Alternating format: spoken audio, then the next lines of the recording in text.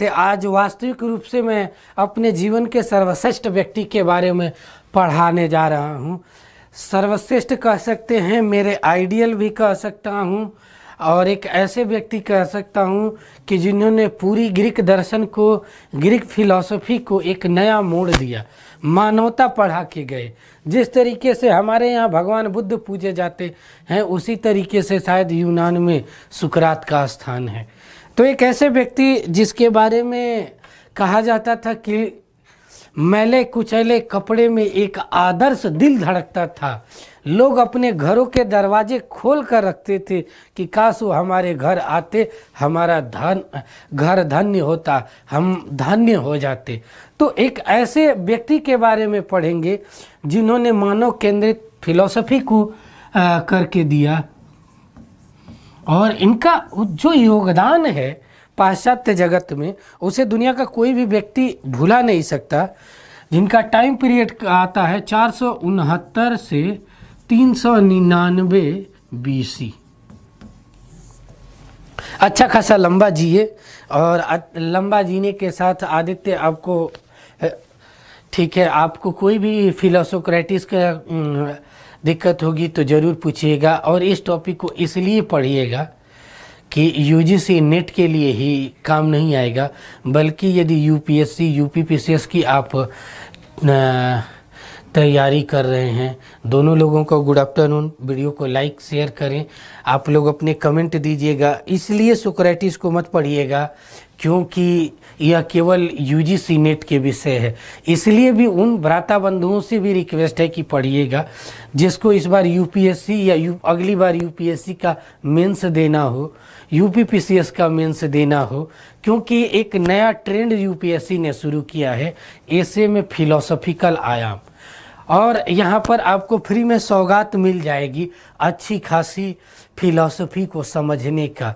इस बार जिस तरीके से पेपर बनाया गया था, एक चीज़ तो जो अब तक का दौर चल रहा था नए पैटर्न के अनुसार कि डॉक्टर इंजीनियर धाड़ियल से आते थे, वो धाड़ियल से बाहर होंगे। क्यों? कि फिलॉसफी क्या है? Philosophy is the way of life, how to think a social aspect and ethical aspect, not technical and science aspect. Then you should try to understand all the dimensions of Socrates philosophy, where we have discussed about ethical, philosophical, social, historical, all the dimension we have study of Socrates. कहने का तात्पर्य है कि हम इनके बारे में, और मेरी शुरू से ही पढ़ाने की एक स्टाइल रही है कि हम आज की क्लास में क्या क्या किन बिंदुओं पर परिचर्चा करेंगे, उसकी एक स्पष्ट इथिक्स। सर ये इथिक्स में कौन से टॉपिक से है? इथिक्स में यह टॉपिक नंबर 1 भी है, इथिक्स में तीसरा टॉपिक नंबर उससे भी है, टॉपिक नंबर 5 से भी है। तो यहाँ तीनों टॉपिक से है। विशेष रूप से 1 और 5 में ज़्यादा देखने को मिलता है, जहाँ थिंकर्स पढ़ना है तो इंडियन थिंकर्स भी पढ़ना है, वेस्टर्न थिंकर्स पढ़ना है। तो सुकरात ऐसे व्यक्ति थे कि इनके बिना पूरा इथिक्स ही नागवार गुजरती है। ठीक है, अब कौन क्या करता है उसकी मत नहीं है। यहाँ पर देखिए, बिना इन चीज़ों को नागवार गुजरेगी। हम सुकरात को पढ़ाएंगे डिटेल से, और हम पूरी कोशिश करेंगे कि इस तरीके से पढ़ाएं आप लोगों को कि आप कहीं भी, लोग कह देते हैं ना कि ये सुकरात का ही कथन है कि मैं तो जानता हूँ कि अज्ञानी हूँ, लेकिन सामने वाले को तो वो भी नहीं पता है कि अज्ञानी है, वो मूर्ख है। ठीक है, ये जो स्टेटमेंट किस सेंस में दिए, ज्ञान ही सद्गुण है इनकी, इसी पे ऐसे ही पॉइंट से ना इथिक्स आ रहे हैं। तो वहाँ पे 80% लड़के पिट जाते हैं, क्योंकि वहाँ पे जो फिलोसफिकल आयाम से है वही अच्छे से समझ पाएगा। ठीक है, मैं इस दृष्टिकोण से भी आपको एक्सप्लेन करने का प्रयास करूँगा, जिससे आप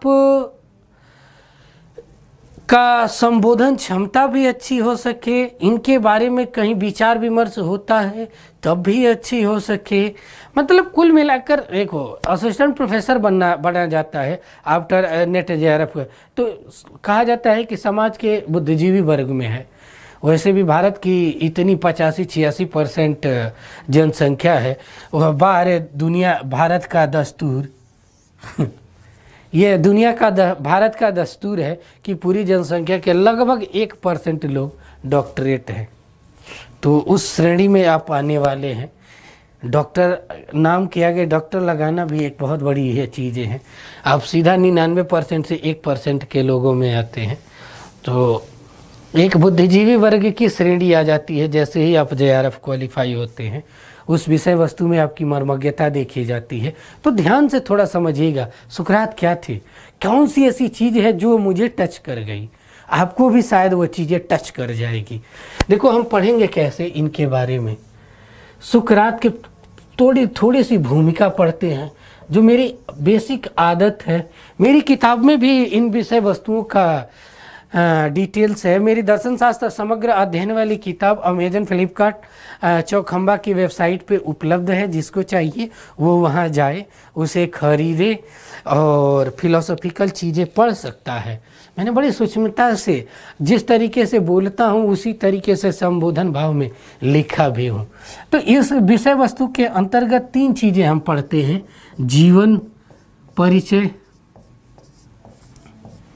जीवन परिचय कि आखिर सुकरात का क्या था। दूसरा ऐतिहासिक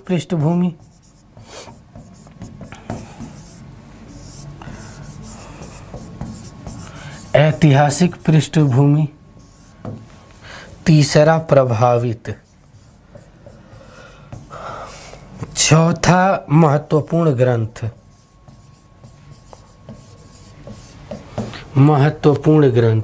हम इन्हीं चारों विषय वस्तुओं पर आज वार्तालाप करते हुए, एक टॉपिक है शायद ऐसे के भी पॉइंट ऑफ व्यू से इम्पोर्टेंट है, ज्ञान ही सद्गुण है। ज्ञान ही सद्गुण है।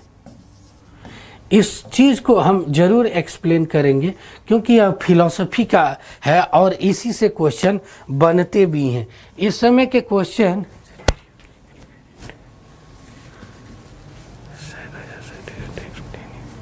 बोलो क्या तुम्हारी गुजारिश है।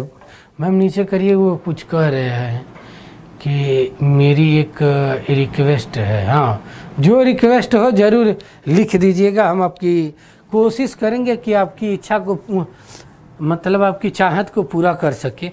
जीवन परिचय में थोड़ी सी बेसिक चीज़ें देखो, कोई भी फिलोसोफर को पढ़ना, चाहे मैं फिलोसफी का स्टूडेंट हूँ, फिलोसफी में हर चीज़ें हैं।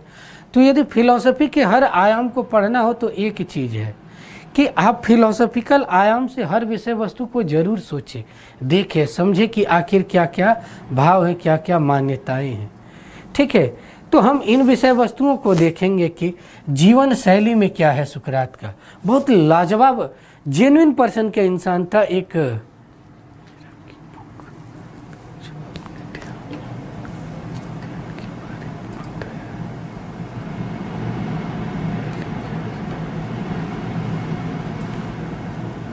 देख मेरे लाल, मैं देखो कोई भी ना लेखक और पब्लिकेशन के बीच ना कॉन्ट्रैक्ट होता है, एक पूरी तरीके से सरकारी डॉक्यूमेंट्स बनते हैं। ठीक है, तो यदि हम उसे भी वो करते हैं तो वो गलत होगा। ठीक है, तो मैं वो किताब पढ़ लो, वो ज़्यादा अच्छी होगी। उसमें बहुत से जैसे ज्ञान ही सद्गुण है, इथिकल अप्रोच से हर विषय वस्तुएं हैं। तो PDF नहीं है, वो हार्ड कॉपी है। और सॉफ्ट कॉपी में जानते हैं ना, कॉपीराइट की बहुत चीज़ें होती है, तो वो हार्ड कॉपी ही सही है। क्योंकि कितना भी अच्छा टीचर पढ़ाए ना, उसकी कॉपीराइट के मतलब तुरंत लोग मार्केट में उसका PDF बना के बेच देते हैं, तो वो घाटा होता है। उसमें लेखक को भी घाटा होता है और पब्लिकेशन वाले को भी घाटा होता है, जो इतना पैसा लगा के इतनी रातें जगकर आदमी ये इसलिए करता है कि 2 पैसा मिलेगा। ये किताबें ऐसी चीज़ें हैं, तो आप उन चीज़ों को, ये मैं नहीं कह रहा हूँ कि वो चीज़ें, बहुत सी चीज़ें मैं पढ़ाऊँगा भी, लेकिन डिटेल से थोड़ी सी और पढ़नी हो तो वो किताब आप लोगों को ऑनलाइन मिल जाएगी। अमेजन, फ्लिपकार्ट, चौखंबा की वेबसाइट पे आप जाइएगा, आपको मिल जाएगी। ये बेसिक चीज़ें हैं, जीवन शैली हम देखते हैं। हम आज इन चीज़ों पर वार्तालाप करेंगे। सबसे इम्पोर्टेंट विषय वस्तु ये है कि इसके अंतर्गत किन चीज़ें हैं। उसके बाद ऐतिहासिक पृष्ठभूमि समझना बहुत ज़रूरी है। सपोज दैट मैं एक फिलोसोफर हूँ, तो इस दौर को समझे बिना यदि कोई व्यक्ति मेरी मूल्यांकन करता है तो वास्तविक यही होगा कि मुझे नहीं समझ पाएगा, क्योंकि आज की दौर, आज की दुनिया मुझे बिना प्रभावित किए रह ही नहीं सकती है, और मैं बिना इस दुनिया से प्रभावित रहे जी ही नहीं पाऊंगा। मतलब मेरा मूल्यांकन बिना इस दुनिया को समझे नहीं हो सकता है, नागवार गुजरेगी ये दुनिया। तो हम उस कोशिश करेंगे कि उस चीज़ों को थोड़ा सा डिटेल से समझें, देखें कि वह पृष्ठभूमियाँ क्या थी, किस तरीके से चीज़ें थी। तो देखते चलेंगे जीवन परिचय के अंतर्गत क्या है, एक एक चीज़ हम इन विषय बिंदुओं पर वार्तालाप करेंगे। जीवन परिचय, मैं ज़्यादा तो विश्वास नहीं रखता हूँ जीवन परिचय में माँ बाप का नाम क्या है। ये किसी कंपटीशन में नहीं पूछेगा कि सुकरात की माँ का क्या नाम है, सुकरात के बाप का क्या नाम है। बस परिस्थितियों को समझेंगे कि किस, देखो कहा जाता है कि इनकी माता गृहिणी थी, बाप जो तो पत्थर काटने का काम करता था, बहुत गरीब थे, यूनान के। ये पूरी फिलॉसफी यूनान की है, यूनान की है, यूनान की है। इनके नाम पर सुकरात के नाम पर ही इस दर्शन का नाम सुकरात युग भी पड़ा, सुकरात युग भी पड़ा। इसमें 3 लोगों का नाम आता है, सुकरात, प्लेटो, अरस्तु। इन तीनों नामों के बारे में, और तीनों गुरु शिष्य, ये तीनों परंपरा रही है। तीनों परंपरा के आधार पर देखते हैं। माँ गरीब थी, शादी हुई तो पत्नी, एक बात जब आप अक्सर कहते हैं ना कि मैं तो अशिक्षित हूँ, ये तो मैं तो जानता हूँ कि मैं अज्ञानी हूँ, लेकिन जो बोल रहा है उसको पता ही नहीं कि वो बहुत बड़ा अज्ञानी है, क्योंकि वो अपने अहंकार में बोलता है। ये जो बात और स्टेटमेंट थे वह उनकी पत्नी से डिबेट में हुआ था। देखो यूनान में 2 परंपराएं चलती थी। एक परंपरा सोफिस्ट थी, सोफिस्ट की परंपरा थी, ठीक है। सोफिस्ट लोग क्या थे? सोफिस्ट का मतलब होता है ज्ञानी, बुद्धिजीवी, ऐसे व्यक्ति जिसे ज्ञान से ज़्यादा अनुराग हो, प्रेम हो, ठीक है। तो ऐसे व्यक्ति, तो ये एकेडमी के थ्रू, एक एकेडमी में पढ़ाते थे, ठीक है। तो यह पढ़ाते थे तो पैसा लेते थे, ठीक है। तो ये पैसा लेकर पढ़ाते थे, जैसे हिस्ट्री, ज्योग्राफी, इकोनॉमी, पॉलिटी, ये चीज़ें। और एक वर्ग था दार्शनिक वर्ग, दार्शनिक वर्ग, फिलोसोफर वर्ग।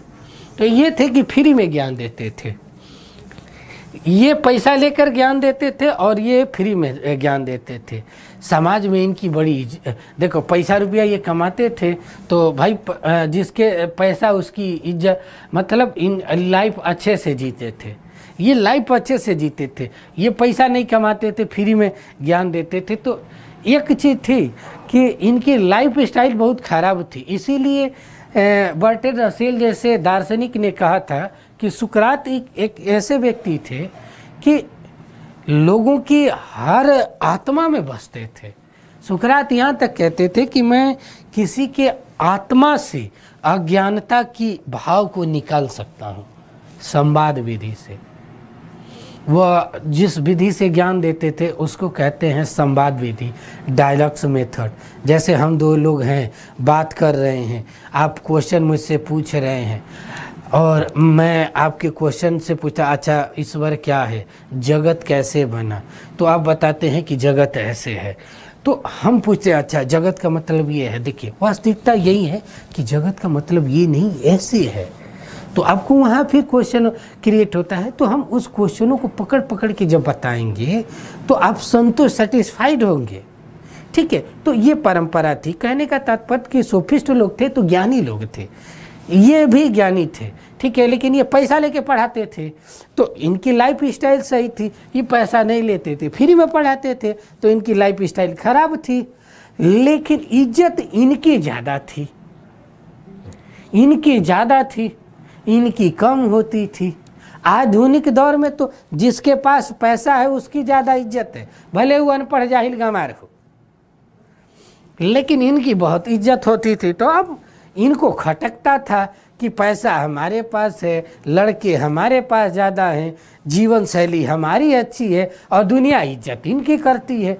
अब सोचो, जिसके पास सब कुछ हो तो चाहेगा ना कि हमको इज्जत अच्छी मिले, तो इनको मिलती नहीं थी। और ये इनको गंवार समझते थे, मूर्ख समझते थे कि तू लोग को कुछ नहीं आता है। ये कहते थे कि जीवन जीने का मतलब जीने खाने का तरीका सीखना ही जीवन है। ये कहते थे कि भाई तेरे पास करोड़ों रुपया है, तुम्हें यही नहीं पता है कि कैसे जीवन जिया जाए, किस तरीके से किसके साथ पेश किया जाए। आप ही एक बात बताइए, थोड़ा सा ध्यान से मैं एक चीज़ पूछूंगा। आप मान लीजिए कि आपके पास करोड़ों रुपया सब कुछ,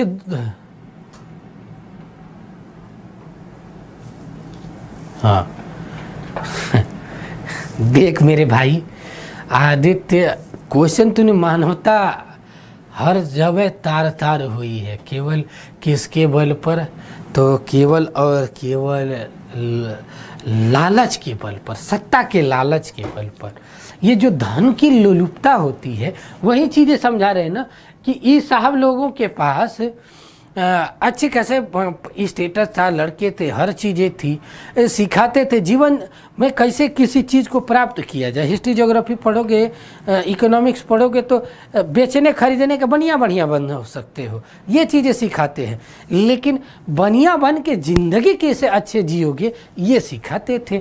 अब इनको लगता था कि समाज में जिधर जाते हैं इनके दरवाजे खुले रहते हैं, हम लोग के लिए सलामी ठोकी जाती है। अब इनको बड़ा खटकता था। ये सरकार से मिले, दौलत था, सरकार के पास रहते थे, दौलतमंद थे तो ये सरकार के पास रहते थे, सरकार से इनकी मिली जुली अच्छी खासी रहती थी। ये भाई साहब लोगों का, ये लोग सरकार के खिलाफ, सरकार उस समय किससे चलती थी, धर्म के लोगों द्वारा चलती थी। धर्म के जो ज्ञानी होते थे वही बताते थे, उसी उनका सरकार चलती थी, रायशाही थी। तो ये सत्ता में संलिप्त थे ये बेचारे। अब आज के युग में हम ही कह दें कि भगवान नहीं है, 10 लोग मारेंगे मेरे घर के ही लोग कि 2 अक्षर पढ़ के तू भगवान के ऊपर अंगुली उठाने लगे। क्यों? मेरा मानना है कि भगवान आप में है। मैं उस भगवान को पूजने से अच्छा मैं आपकी नहीं सेवा करूं, वो ज़्यादा पुण्य होगा। कबीर ने कितनी अच्छी बात कही थी, पत्थर पूजे मैं पूजू पहाड़, उससे बढ़िया घर की चकिया है। कि अरे उसे पूजेंगे तो 2 वक्त का आएगा खाने का अनाज आएगा। लेकिन दुनिया नहीं कहते हैं, सुधारने वाली कहाँ है। हम लोगों को तो इस तरीके से इसका कीड़ा लगा हुआ है कि हम लोग डर फैलाने का काम करते हैं। धर्म की जद ईश्वर ये सब क्या करती है, केवल डर फैलाती है। हम खुल के जी भी नहीं पाते हैं। भगवान गलत कर, यदि कुछ भी होगा, हे भगवान बचा लीजिए, अरे घंटा भगवान होंगे तब ना बचाएंगे। कुछ नहीं है, अच्छा कर्म करो, दूसरों की खुशी मिले, यही है। किसी का दिल न दुखाओ, यही वास्तविक खुशी है। क्योंकि जिस भगवान की तू वास्तविक प्रत्यक्ष देखते हो वो तुझ में है। हम तुझको दुखा के कैसे खुश रख सकते हैं? तो ये भाव होना चाहिए। लेकिन ये चीज़ें समझता क्या? तो देखो ये साहब लोग खटकने लगी थी। लेकिन अब ध्यान से समझना, ये चीज़ समझ जाओगे सारी चीज़ें समझ में आएगी। सही कहा जाता है कि दुनिया का दर्द बर्दाश्त हो जाता है, लेकिन बीवी का दर्द बर्दाश्त नहीं होता है। लोगों को शायद यहाँ सुकरात को भी देखने को मिलेगा, भगवान बुद्ध की भी ज़िंदगी में वो चीज़ें देखने को मिलेगी। सखी वो मुझसे कह के जाते, मैथिली शरण गुप्त ने बहुत अच्छी रचना लिखी है, सखी वो मुझसे कह के जाते। एक गए तो बहुत बड़ी वर्चस्वता को प्राप्त करने, लेकिन दिल में कसक इतनी सी थी कि वो कह के नहीं गए थे। बहुत अच्छी बात मैथिली शरण भगवान यशोधरा और भगवान बुद्ध की प्रेम लीला की विह्वलता को दर्शाए हैं। यहाँ पर कहा क्या जाता है कि एक दिन ये बेचारू ये चट्टी चौराहे पर जो भी मिलता था, नुक्कड़ पर 10 लोग मिले, उनको मिलके समझाने लगते थे, बताने लगते थे कि इस तरीके से 90% जनता इनके पर से, युवा सब इधर भाग रही थी, ये साहब के पास कोई नहीं जा रहा था। ये फ्रस्ट्रेट थे कि भाई इसका कुछ उपाय किया जाए। ये फ्री में, देखो एक बात बता रहे हैं, पैसा लेके तुम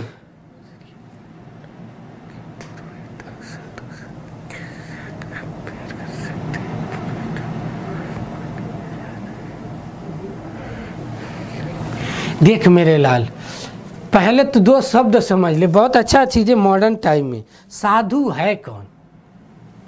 ये जो टीका लगाना, ये चीज़ करना, ये साधु के गुण नहीं है। साधु किसे कहते हैं? साधु का शाब्दिक अर्थ समझ लेना। साधु माने साधना, साध मतलब सिद्धि प्लस इंद्रिय। जिसने अपनी सभी इंद्रियों को साध लिया है उसे साधु कहते हैं। आज सवाधु है, उनको थोड़ा सा उंगली करो अभी तुरंत उल्टा सीधा गाली देने लगे, वो कहाँ के साधु है? जो सभी स्थितियों में साम्य रहे, सम रहे, उसे कहते हैं साधु। योगी क्या है? अब योगी मुझे किसी पार्टी विशेष की चीज़ें से मत लेना। योगी क्या है? जिसने अपनी आंतरिक अंतर आत्मा के भाव को पहचान लिया, जानने की क्षमता रखता है, वो योगी है। लेकिन आज तो भोगी हैं सब। तो ये चीज़ें हैं साधु। आज भी वास्तविक ये नहीं है कि नहीं है, हैं। हर जगह हर जन्म में कुछ अच्छे लोग होते हैं, बुरे हैं। अब देखो बात थोड़ा सा ना ये शब्द समझ ले। देखे ई साहब को ये खटकते थे, ये साहब को ये हमेशा खटकते थे। सोफिस्टों को सुकरात हमेशा जैसे लोग खटकते थे कि पैसा रुपया भी नहीं लेते हैं, लोगों को फ्री में ज्ञान देते हैं। अब फ्री में कोई चीज़ मिल जाए, अब दिल्ली जैसे शहरों में यदि फ्री में आदमी खाना भी खिलाता है तो लंबी लाइन लगाते हैं लोग। ठीक है, कहने का मतलब फ्री में मिलता है तो आदमी कोई सुन लेता है और मज़ा आने लगा तो लंबा सुन लेता है। ये तो दुनिया का दस्तूर रहा है।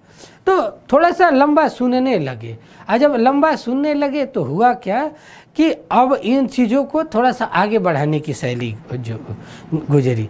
इनको लगा कि ये पहले व्यक्ति थे, इनसे पहले जितने भी लोग थे उनके फिलॉसफी क्या थी कि अब ये जो लाइन में जो बोल रहा हूँ इसको ज़रूर नोट करना, ये विशेष रूप से है एग्ज़ाम को समझने के लिए।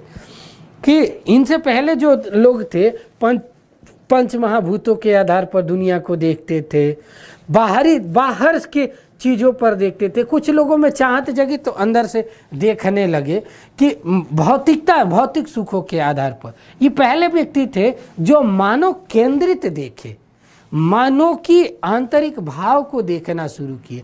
इसीलिए इनका पूरा दर्शन क्या हो गया? मानव केंद्रित हो गया, मानवीय गुणों से परिपूर्ण हो गया, भावों से परिपूर्ण हो गया।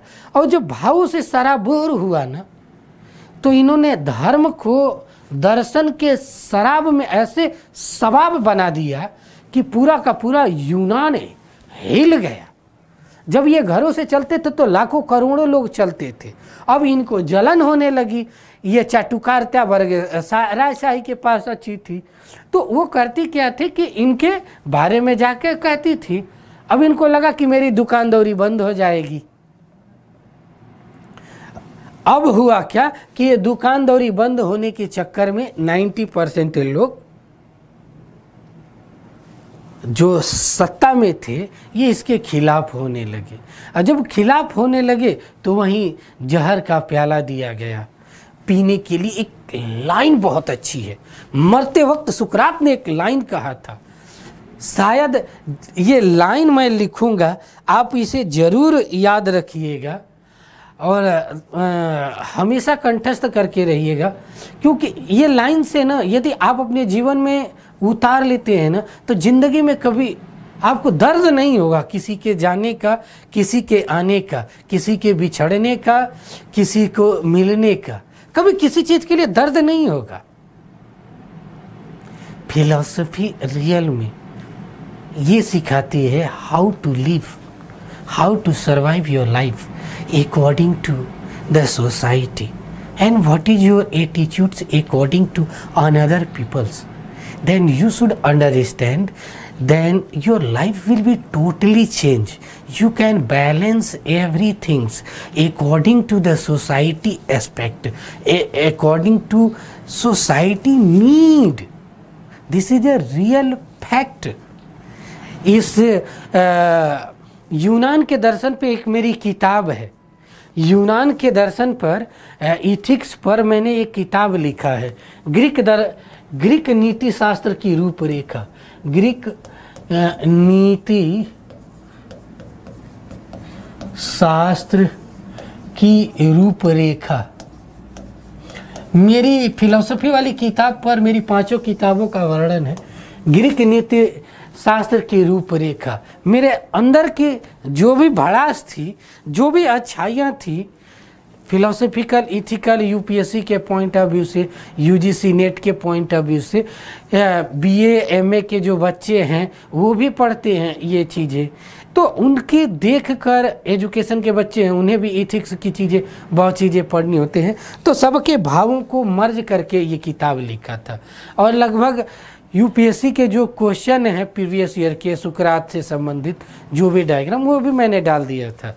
मेरी कोशिश यही रह रही है, मैं कुछ नया नहीं करने का सोच रहा हूँ किताबों में, बस ये एक नज़रिया लोगों का बदलना चाहता हूँ कि आखिर कोई भी चीज़ पढ़ते हो तो किस लिए पढ़ रहा है भाई। देखें तो हम कर ले जा रहे हैं कि जैसे मान लो कि सुकरात के बारे में पढ़े और सुकरात से संबंधित आईएसपीसीएस के क्वेश्चन आए, आप इतने एबल हैं कि आप उसे कर सकते हैं, तो आपको अंदर से खुशी मिलेगी, सेटिस्फैक्शन मिलेगा, तो आप ज़्यादा खुश होंगे ना। तो इन चीज़ों को प्रमोट करना इन चीज़ों के लिए बहुत ज़रूरी है, बहुत आवश्यक है। तो हम इन चीज़ों को देखेंगे। सोफिस्टों की बात क्या है कि सोफिस्ट लोग हमेशा इनका विरोध करते थे, तो ये इनको जहर देने की बात की है, और उसी समय ये जहर का हाथ में प्याला लिए एक बात बोले थे, अब वो घड़ी आ गई है, अब वो घड़ी आ गई है, हम अपनी अलग अलग राहों के लिए अलग होंगे।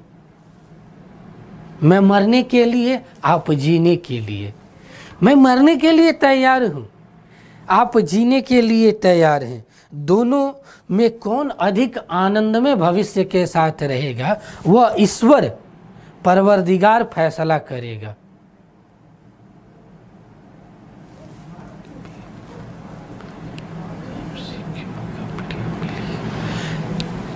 प्रीवियस ईयर एमसीक्यू का पीडीएफ मिलेगा सर?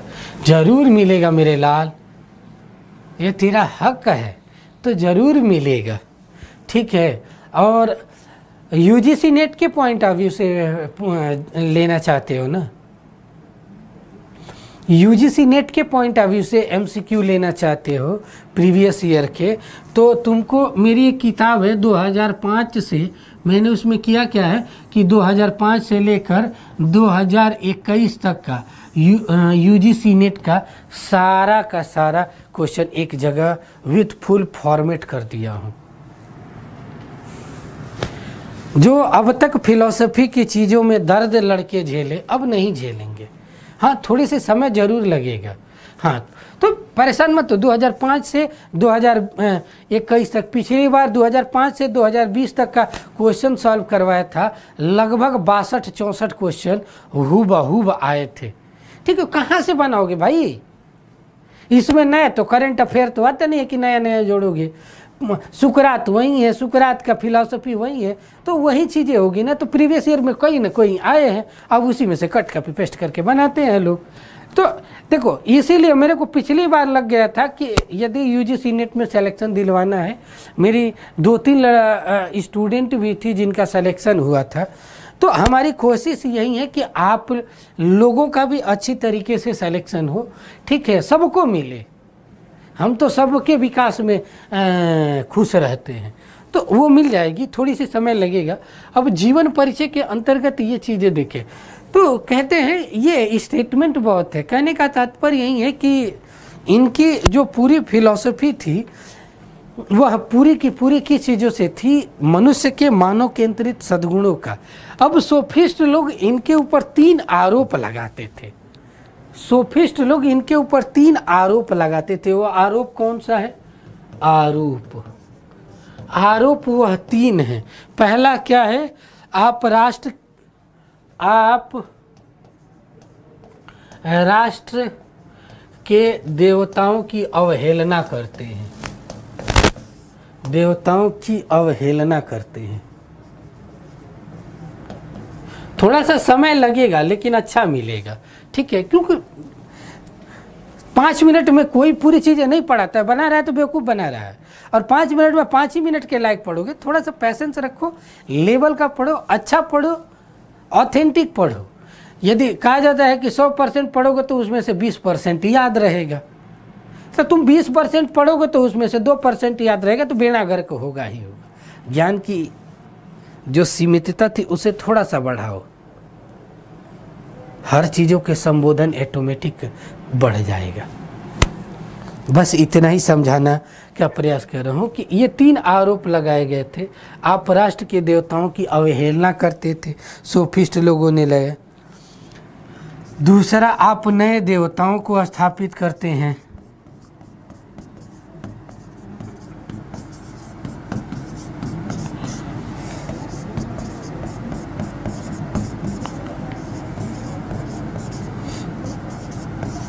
आप नए देवताओं को स्थापित करते हैं। तीसरा है, आप युवकों में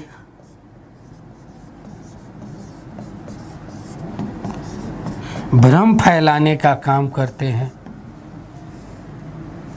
या भ्रमित करने का काम करते हैं।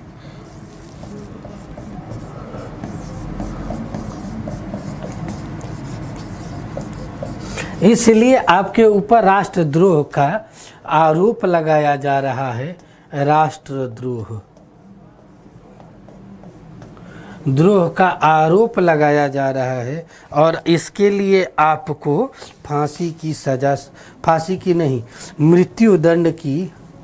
मृत्युदंड दिया जाता है। ये आरोप था इनके ऊपर। ये 3 आरोप थी जो कि किसी भी, ये कहते क्या थे, ये आरोप क्यों लगाया जाता था? क्योंकि ये युवकों से कहते थे, जो भी पीढ़ियाँ थी उससे कहते थे कि देखो, देवी देवताओं को या कोई भी काल्पनिक वस्तु है,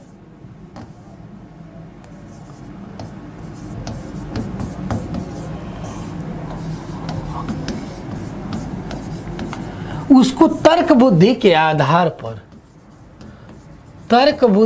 आधार पर एनालिसिस करके देखो, यदि सुट बैठती है।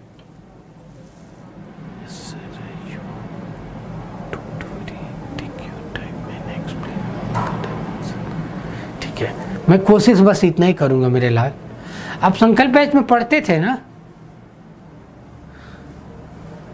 ठीक है, आप संकल्प बैच में IAS PCS वाले में आप पढ़ते थे शायद, ठीक है। PK नाम से आपकी वो ID थी शायद, ठीक है। तो देख लो, अच्छा चीज़ें मिल जाएगा, लिख ले जाओगे। और आपको ना एसे में, फिलोसॉफिकल एसे वाले में आपको लिखने का एक ना अच्छा मेजरमेंट मटेरियल्स मिल जाएगा। 4th पेपर देखो, चारों पेपर में एक ही पेपर है जहां दबा के नंबर खींच सकते हो, वो है इथिक्स वाला पेपर। उसमें दिमाग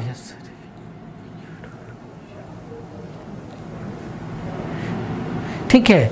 कहने का तात्पर्य यही है कि हमें उनके भावों को थोड़ा सा मैटर अच्छे से पढ़ेंगे एक्सप्लेन करके, तो हम ना एक ऑटोमेटिक हर आयाम से समझेंगे। हुआ ये था कि इनका झगड़ा एक, देखो ये हमेशा कहते थे कि इन विषय वस्तुओं को आप धार्मिक जितने कर्मकांड हैं, धार्मिक मान्यताएं हैं, धार्मिक रूढ़िवादिताएं हैं, इन चीज़ों को लॉजिक के आधार पर देखें। क्या गलत कहते थे? मेरे को तो नहीं लगता है कि यह गलत है। तो ये भाव था। जबकि सोफिस्ट लोग थे, ये साहब लोग कहते थे कि नहीं, जो परंपरा बना दी गई है उसे हम मान लेना चाहिए। अरे क्यों मान लेना चाहिए? माँ बाप ने कह दिया कि बेटा इसमें भगवान है तो मान लो भगवान है। तुम पढ़े लिखे हो, एक बार सोचो तो कि इसमें भगवान है कि नहीं है। तुम्हारी भी आईडी है, तुम्हारी भी आइडेंटिटी है। तो जब तक ये आइडेंटिटी पे नहीं सोचेगा, कोई असंभव ही नहीं है कि हर चीज़ें हो सकती हैं। कोई और क्वेश्चन होगा तो ज़रूर पूछ लेना, ठीक है। तो देखो ये भाव था। तो हमें कहना क्या चाहिए कि इनको विष दिया गया था। आगे की चीज़ें क्या है कि एक बहुत फेमस है स्टेटमेंट है कि मैं जानता हूँ कि मैं अज्ञानी हूँ।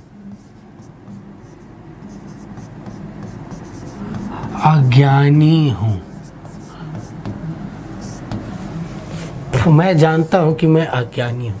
ये ऐसे कोटेशन है ना। पिछली बार इसी तरीके से एक स्टेटमेंट जब मैं हेगल पढ़ा रहा था तो मैंने पढ़ाया था रियल इज रैशनल एंड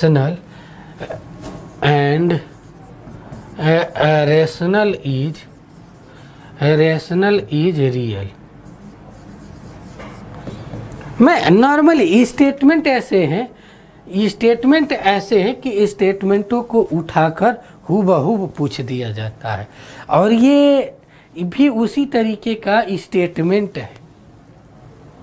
कहने का तात्पर्य यही है कि हमें ऐसे स्टेटमेंट पे थोड़ा सा अच्छे से काम करने की आवश्यकता है। ठीक है, मैं जानता हूँ कि मैं अज्ञानी हूँ। अब इसको एक्सप्लेन करता हूँ, ध्यान से समझना, बड़ी मज़ा आएगा। देखो ये बात कब की है, देखो बड़ी मज़ा आएगा। देखो ये बात कब की है, क्यों सुकरात ने ये कहा था। ये बेचारू घर से बाहर गए थे, कुछ बीवी ने बोला था सामान लाने के लिए, ये बेचारू भूल गए उपदेश देने की चक्कर में। आप सोचो 1 मिनट के लिए, जो शादीशुदा लोग होंगे उन्हें बहुत अच्छे से समझ में भी आएगा।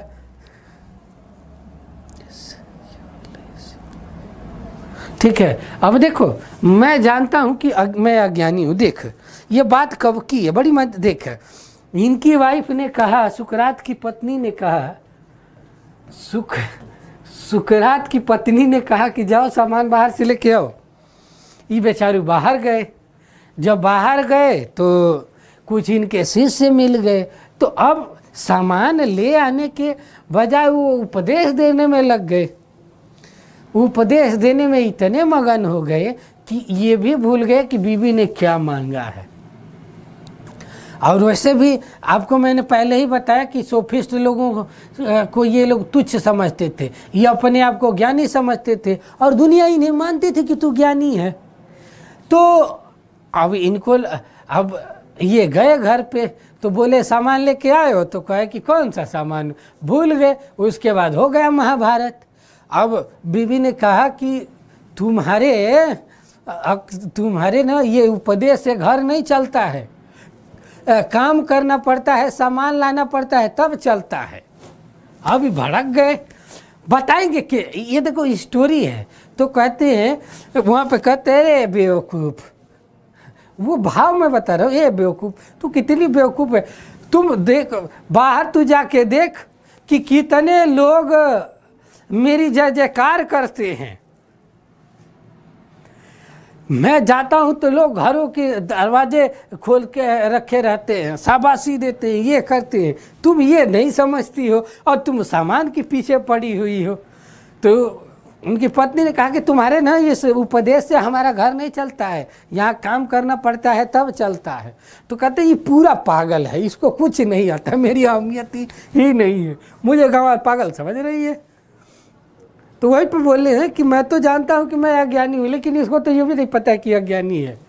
ठीक है, बड़ी लाजवाब स्टोरी है कि मैं तो अज्ञानी हूँ। तो वहाँ पे उनकी बीवी ने समझाती है कि देख भाई, बिना काम किए उपदेश से ये पेट नहीं चलता है, काम करना पड़ता है।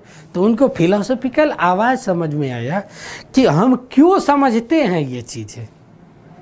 आप कभी इस चीज़ों पे देखे होंगे, आज के लोगों में बहुत ज़्यादा है।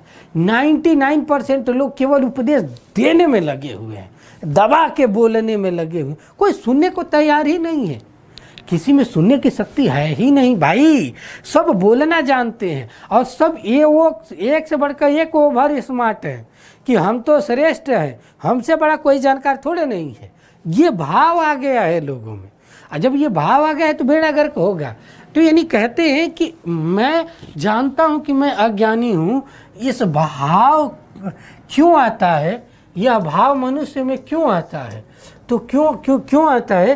क्योंकि मनुष्य में अहंकार होता है, अहंकार होता है, और इस अहंकार के कारण ही वह श्रेष्ठता को समझता है, श्रेष्ठता को समझता है। तो अब तो कैसे दूर होगा, ये बात आई ना भाई, कि अब दूर कैसे होगा। तो ये बड़ी सुंदर चीज़ कहते हैं कि इसको दूर करने का तरीका है, और तरीका में क्या है कि अपने अंदर सद्गुण को विकसित करें, सद्गुण का ज्ञान प्राप्त करें।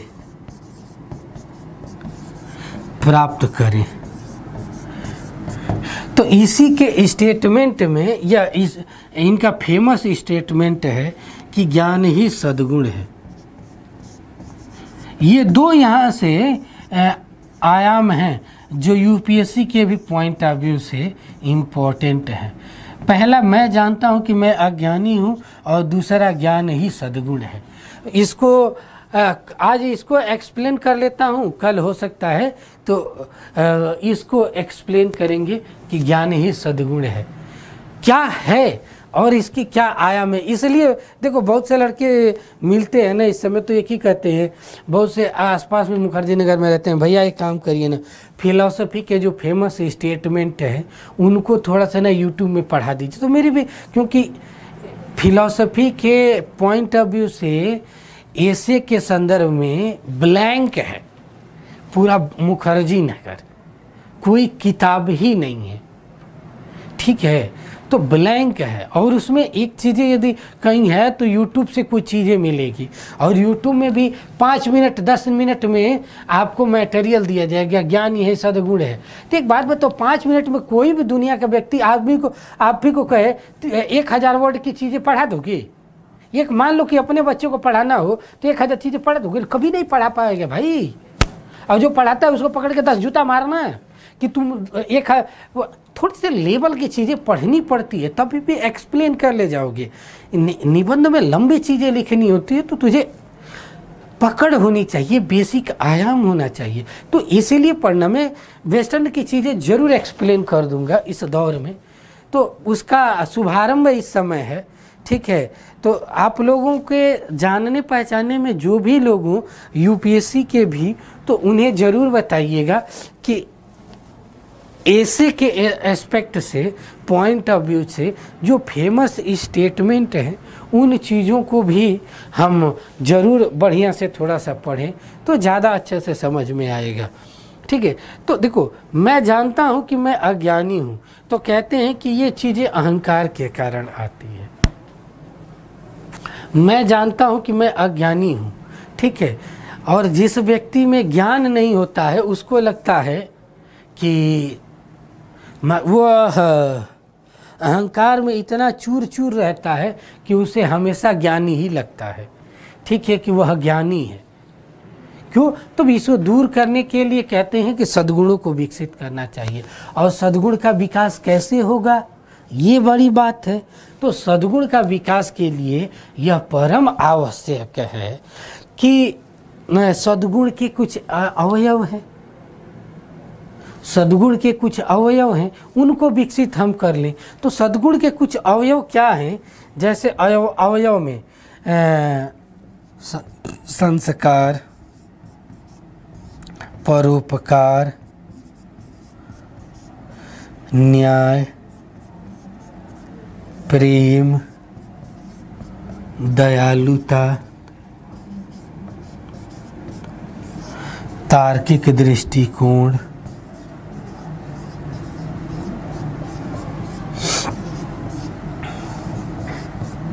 तर्क बुद्धि,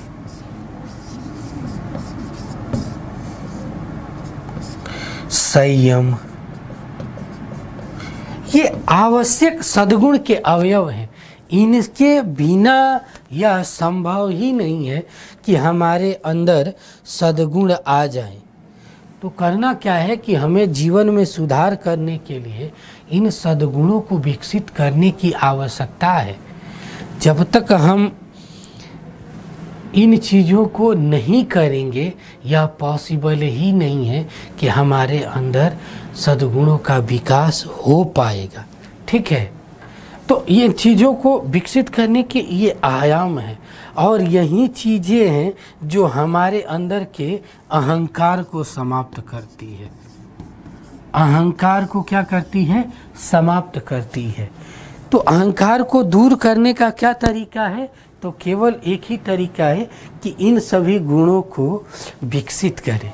और जब हम इन सभी गुणों को विकसित करेंगे तभी जाके हम वास्तव में ज्ञान के मर्म को, अज्ञानता के मर्म को समझेंगे।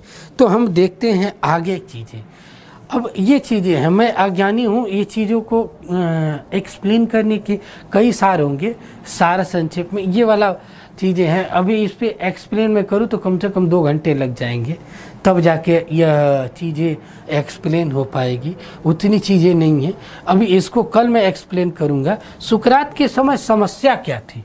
सुकरात, अब यहाँ से पहला जो पॉइंट हमने जोड़ा था, ऐतिहासिक पृष्ठभूमि। देखो, सुकरात पढ़े लिखे नहीं थे। दुनिया के जितने महान लोग हुए उसमें बहुत से लोग हैं जो पढ़े लिखे बहुत कम हैं, लेकिन ज्ञान की वर्चस्वता, ज्ञान की प्रामाणिकता इतनी लेवल की थी कि उसको किसी तरीके से मूल्यांकित नहीं किया जा सकता है। न केवल यही, बल्कि देखो ऐसे बहुत से लोग हैं जिसमें सुकरात हो गए, मध्यकाल में अकबर हो गया, अशोक हो गए। ये लोग पढ़े कम लिखे थे, लेकिन बुद्धि, विवेक, तर्कशीलता की इतनी भाव थी कि इनके आगे दुनिया झुकती थी। तो ये पढ़े लिखे नहीं थे, ये बस तार्किक दृष्टिकोण से सारी चीज़ें सीखे थे, जाने थे। तो इनका जो ज्ञान देने का तरीका था वो भी बातचीत से ही होता था। तो इनके कोई महत्वपूर्ण ग्रंथ नहीं मिलते हैं। हाँ, एक ग्रंथ जरूर मिलता है, डायलॉग्स ऑफ प्लेटो, यानी प्लेटो के साथ संवाद में। प्लेटो इनके शिष्य थे, तो गुरु की चीज़ों को बड़ी बखूबी तरीके से उनसे एक किताब है डायलॉग्स ऑफ प्लेटो, उसमें इनकी 90% चीज़ें मिलता है कि आखिर सुकरात थे क्या, सुकरात का दृष्टिकोण क्या था, किस तरीके से लोगों को हर विषय वस्तुओं को पहुंचाते थे। तो ये विषय वस्तुओं को समझना, जानना बहुत ज़रूरी था, जिसमें सुकरात ने बहुत बड़ी भूमिका निभाया था।